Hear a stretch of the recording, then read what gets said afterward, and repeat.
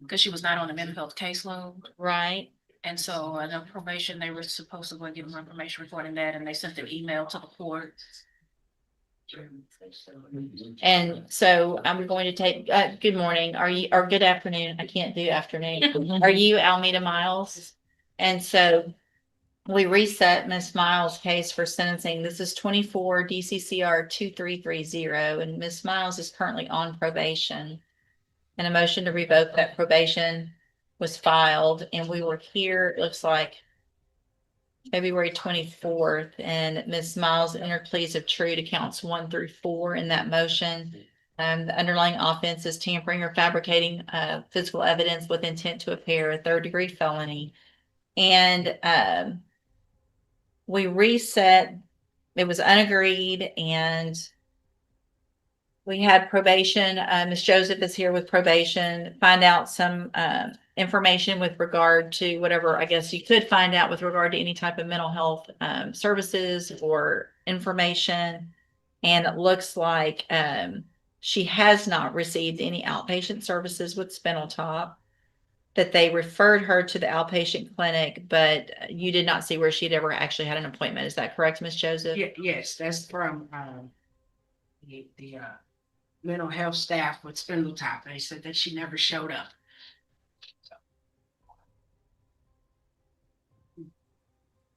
And so it does look like if I were to continue Miss Miles on probation, that Miss Joseph spoke with a Dominique Mayfield who supervises the mental health initiative caseload, and that she advised that she would make the Tacoma referral, and that Miss Miles could receive treatment that way. Is that correct? Yes, ma'am. But everything is contingent on this. For sure. Yeah. We could make services available, but if she doesn't follow through. Totally agree. So timeline on, so part of the problem is that we sent Miss Miles to the ISF program, and that didn't work out. But the argument was that potentially it's because there were some mental health issues that had not, that she, that's the argument. I see Miss Joseph is a little leery about that by her facial expressions. So I guess Mr. Smith, what is any thoughts? Well, we tried to send her to ISF and she did not complete that program. So, Miss Miles, the last thing I want to do is not address something that needs to be addressed if there's some mental health issues. But I also don't want to be played and use that as a reason for me to continue on probation when that's really not why you violated or couldn't get through ISF. Does that make sense? Ms. Holmes? I would be requesting that the court give her a chance to receive the mental health services. My apologies. Okay. Of all times for it to happen. Sorry about that. But I would like to see if she could receive the services. It looks like the history with her being on probation, and does have a lot to do with how she handles situations, attitude, things like that, which I think. The attitude and mental health are two different things, and that's where I am. That's my issue here, is that, is this just a bad attitude problem, or is there really a serious issue that needs to be addressed?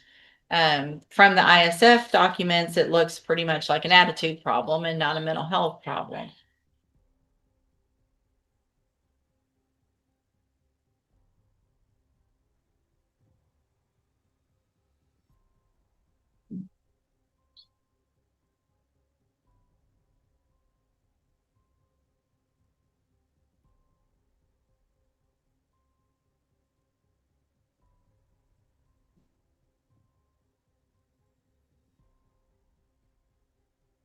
Ms. Joseph, anything to add?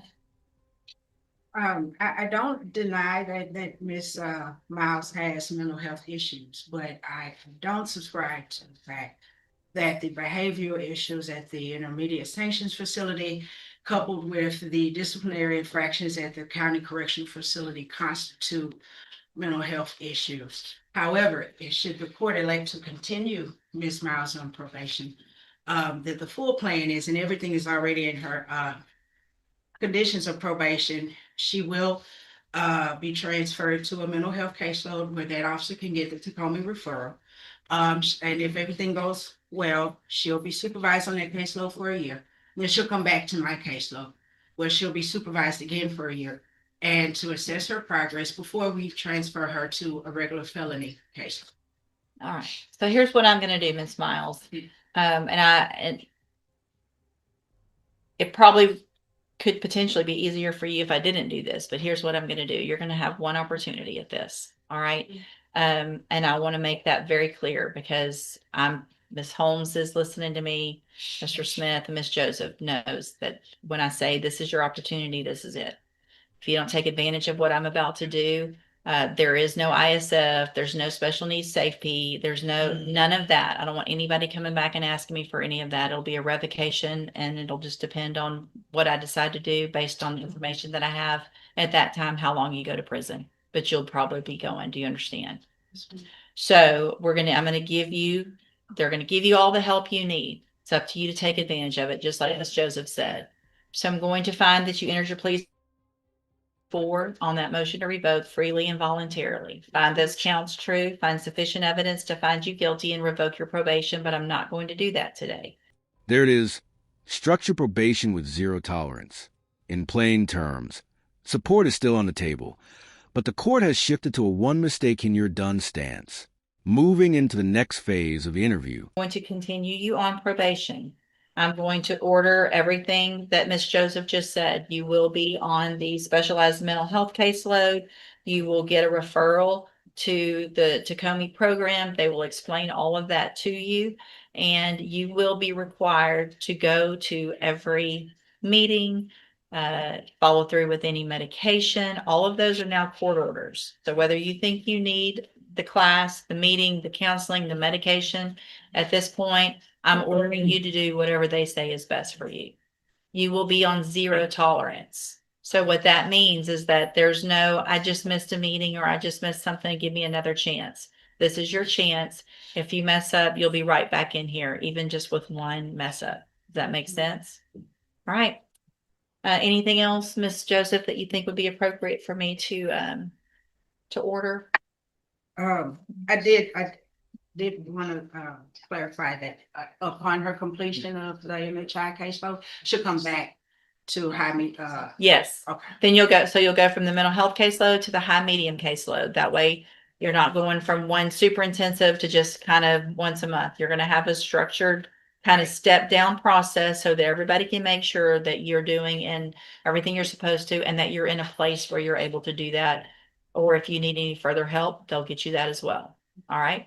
The disrespect and all of that, there's nothing that I can tell from any of the reports that I have that would show that there's some reason, mental health wise, for you to act the way you're acting at some points.